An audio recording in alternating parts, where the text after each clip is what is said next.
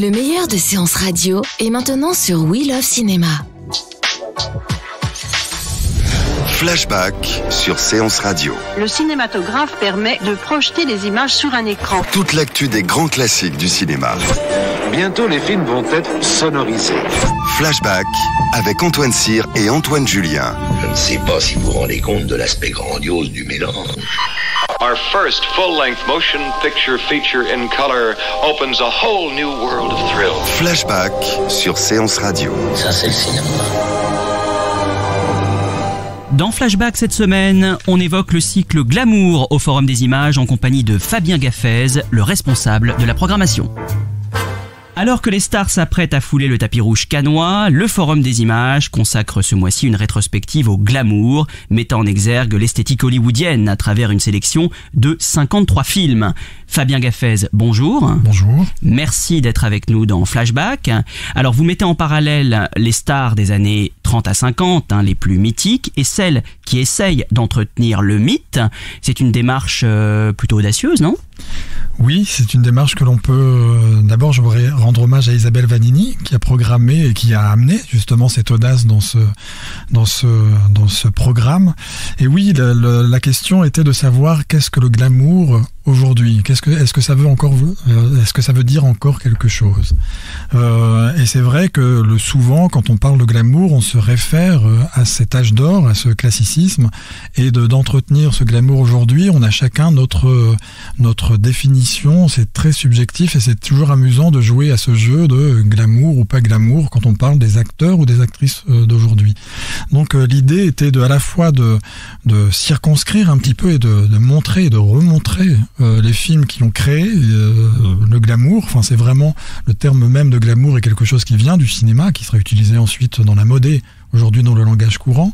Mais est-ce qu'il persiste encore aujourd'hui en dehors d'une simple manière de restaurer ou de ressusciter des icônes d'antan? Voilà, la question se pose. Alors justement, est-ce que le glamour, c'est pas un peu le plan marketing des studios? C'est-à-dire, est-ce que la partie qui est vraiment du cinéma dans les films glamour, est-ce que c'est vraiment le glamour? C'est vrai que le glamour est une fabrication. C'est un artifice, quoi qu'il arrive.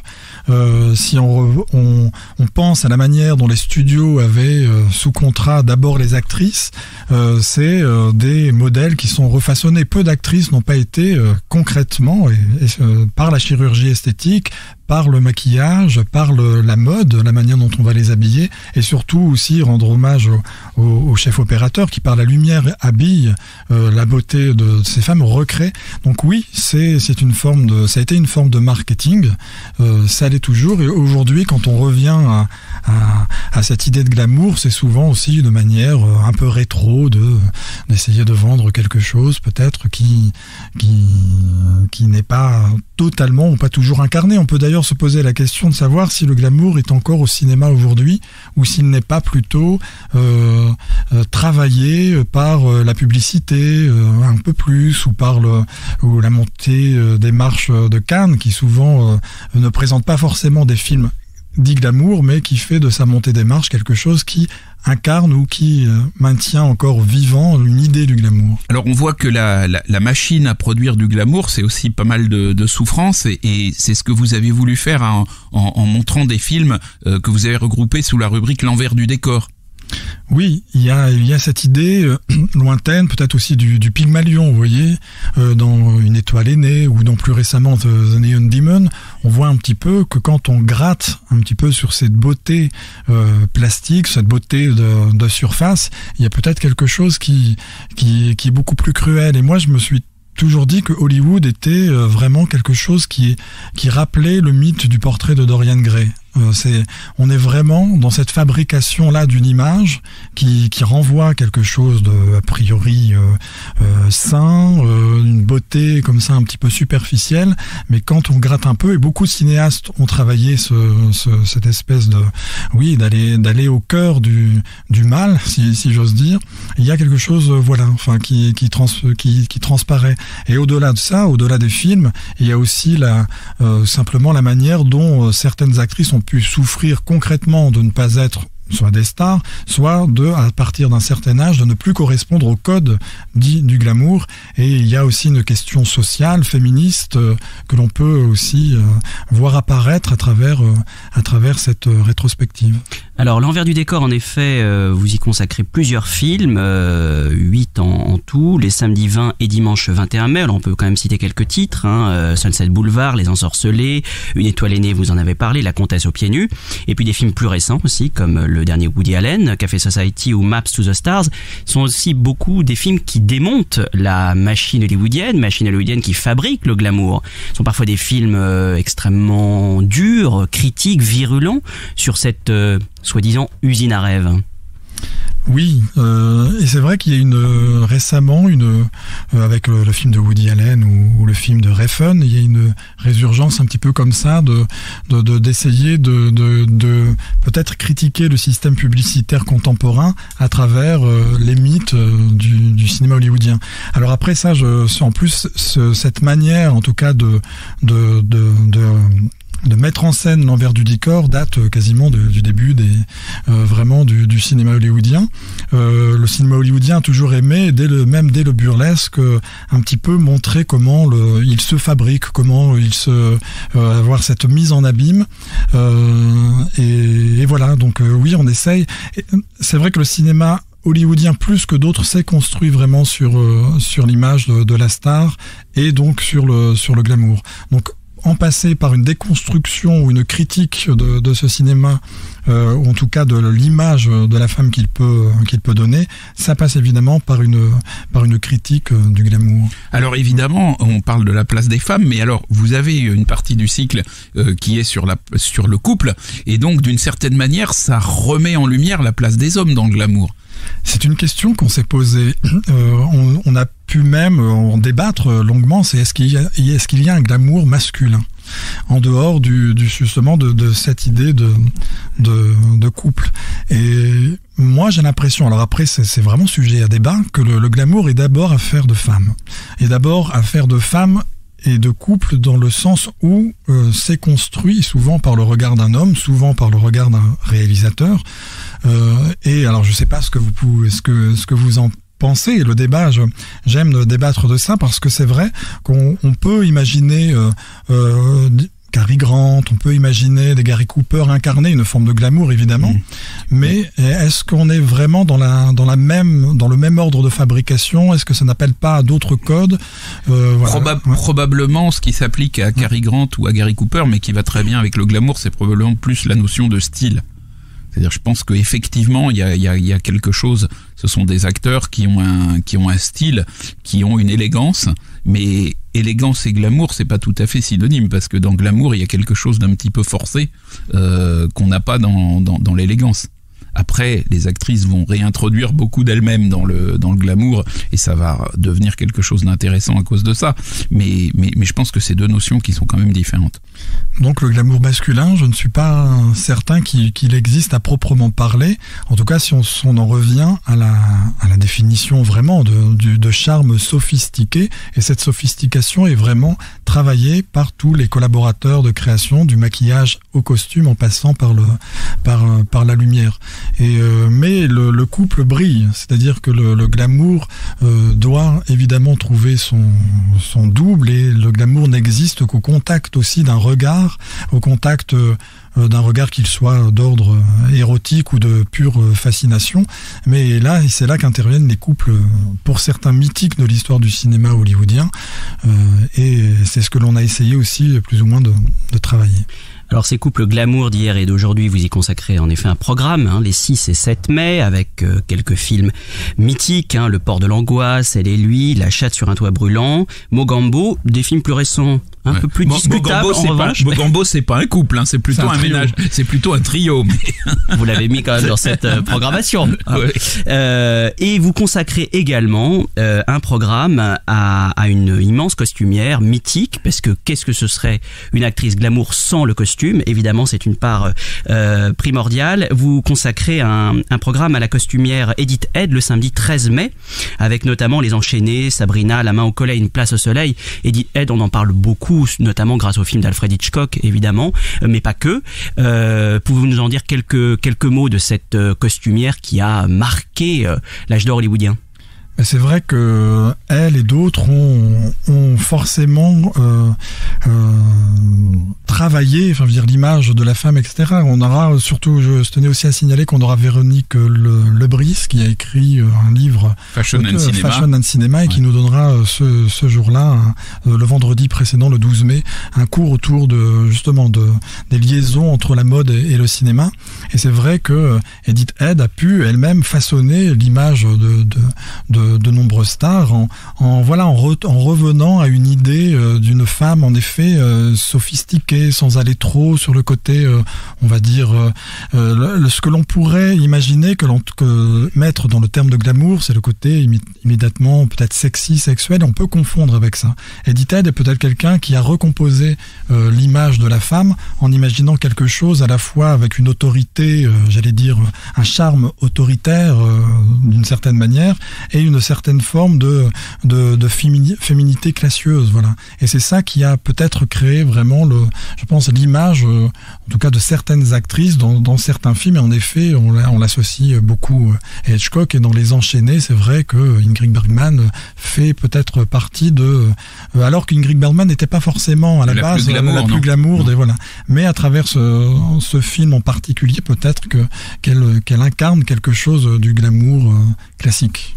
Alors mon cher Antoine, lorsque l'on parle de glamour hollywoodien, on ne peut pas ne pas évoquer dorénavant votre livre Hollywood, la cité des femmes, et c'est une très bonne raison pour parler de la journée carte blanche que le Forum des Images donc vous consacre, avec une journée donc le 11 mai avec 2 longs métrages, Mon homme Godfrey de Grégory Lacava, c'est bien ça, oui. Et Un cœur pris au piège de Preston Sturges. Est-ce que vous pouvez un petit peu nous parler de ces 2 films et de ces 2 choix? Alors, si je peux en parler, moi, puisque effectivement, c'est une vraie carte blanche. On m'a donné la possibilité de choisir les films, et je me suis dit que ça pouvait être intéressant de faire une soirée qui soit consacrée au thème glamour et comédie, parce que il y a quelque chose de libérateur dans la comédie à l'époque de l'âge d'or d'Hollywood. C'est un cinéma qui est extrêmement censuré, les actrices sont en même temps très glamour, et il va y avoir des actrices qui vont porter une espèce de revendication d'égalité des hommes et des femmes devant le rire, et je dirais que d'une certaine manière, plus elles sont glamour, et plus le fait qu'elles fassent le pitre est à la fois déstabilisant, décalé et subversif, et en même temps c'est une subversion contre laquelle la censure ne peut rien, puisque on peut pas reprocher à quelqu'un de faire le pitre, et donc c'est assez remarquable, parce que la conjonction du glamour et de la drôlerie un peu échevelée qui est dans la screwball comédie est un contraste très intéressant, et c'est un contraste d'autant plus intéressant dans ces 2 films puisque Mon homme Godfrey c'est un film dans lequel il y a un vrai message social, c'est un grand film sur la Grande Dépression, et donc Carole Lombard, en tout glamour qu'elle est, joue un rôle très important dans le message social de ce film, aux côtés de William Powell. Et puis il y a The Lady Eve, Un cœur pris au piège de Preston Sturges, avec Barbara Stanwyck, et Barbara Stanwyck, c'était une actrice d'ailleurs qui avait un contrat personnel avec Edith Head, qui lui faisait ses vêtements non seulement pour la scène mais aussi pour la ville, et qui lui faisait même ses vêtements pour lorsqu'elle était dans des films qui n'étaient pas des films de la Paramount, et donc Barbara Stanwyck dans Un cœur pris au piège joue le rôle d'une femme qui réussit à rendre amoureux le même homme, Henry Fonda, 2 fois sans qu'il se rende compte que c'est la même femme, et donc c'est évidemment un film qui a un message assez féministe, parce que on voit bien que dans ce film c'est la femme qui tire les ficelles, mais au sens vraiment elle les tire par son intelligence, elle les tire par sa ruse. Donc voilà, c'est intéressant d'avoir glamour, comédie, et en même temps des messages qui sont des messages à la fois sociaux pour My Man Godfrey et féministes pour The Lady Eve. C'est vrai qu'on parlait d'Edith Head tout à l'heure, et c'est vrai que Barbara Stanwyck, au-delà de son contrat, est là, je trouve, la femme qui incarne, et l'actrice qui incarne le plus, l'idée même de cette costumière Edith Head, c'est le modèle absolu, je trouve.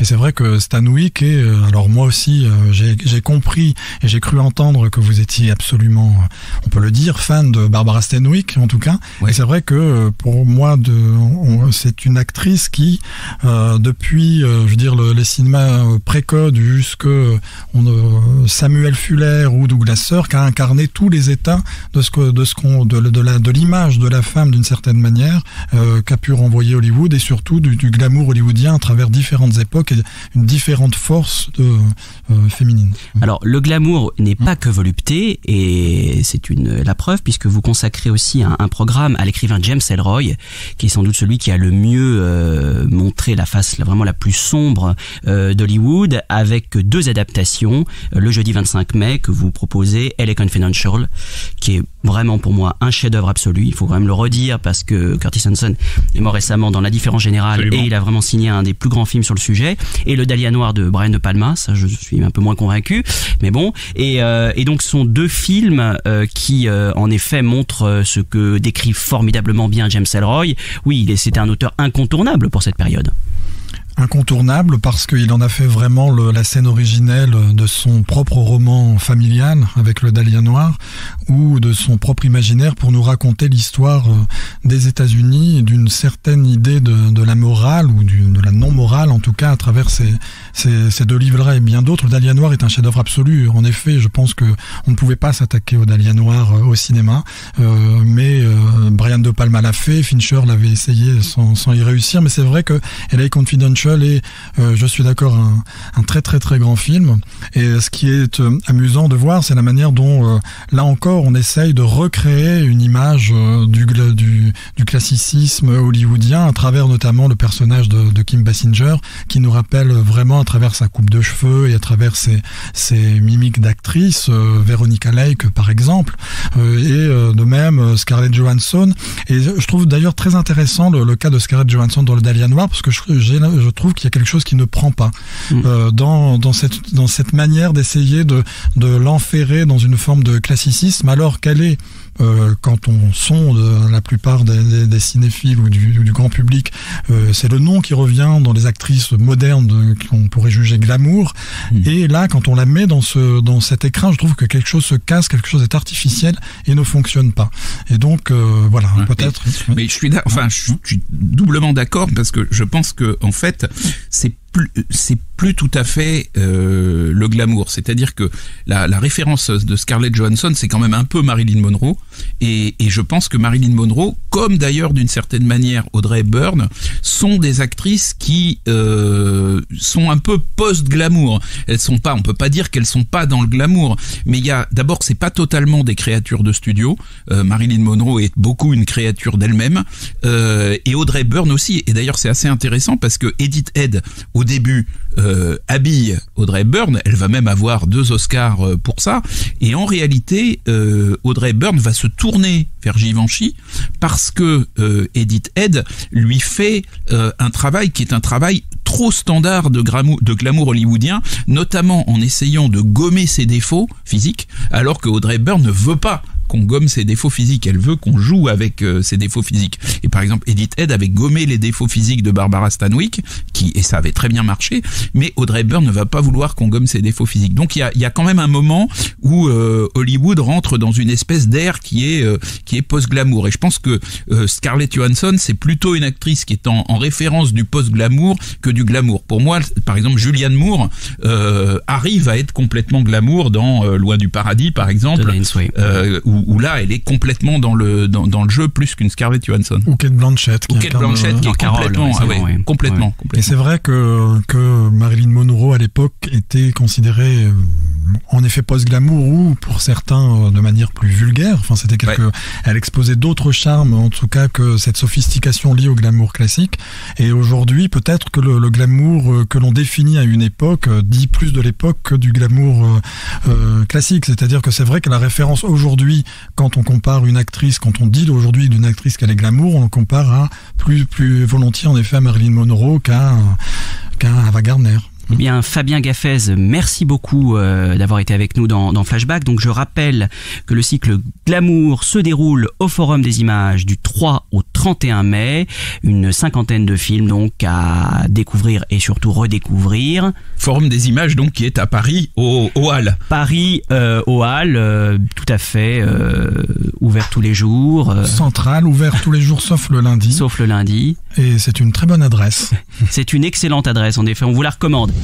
Flashback sur Séance Radio. Le cinématographe permet de projeter les images sur un écran. Toute l'actu des grands classiques du cinéma. Bientôt les films vont être sonorisés. Flashback avec Antoine Cyr et Antoine Julien. Je ne sais pas si vous vous rendez compte de l'aspect grandiose du mélange. Our first full-length motion picture feature in color opens a whole new world of thrill. Flashback sur Séance Radio. Ça, c'est le cinéma. Salut à tous, c'est César Monterol. Tu te demandes ce qu'est un Deus Ex Machina, en quoi consiste le métier de projectionniste, ou même pourquoi on mange du popcorn au cinéma? Il est encore temps. Nous t'avons sauvé. Et maintenant, tu en sauves d'autres. Eh bien, petit vénard, toutes les réponses à ces questions, c'est dans le pavé dans la toile, tous les mardis à 17h sur Séance Radio. C'est pas possible, hein, ton impair. Oui, je sais, tu me l'as déjà dit. Elle est pas belle, la vie? Retrouvez l'ensemble des contenus Séance Radio proposés par We Love Cinéma sur tous vos agrégateurs de podcasts.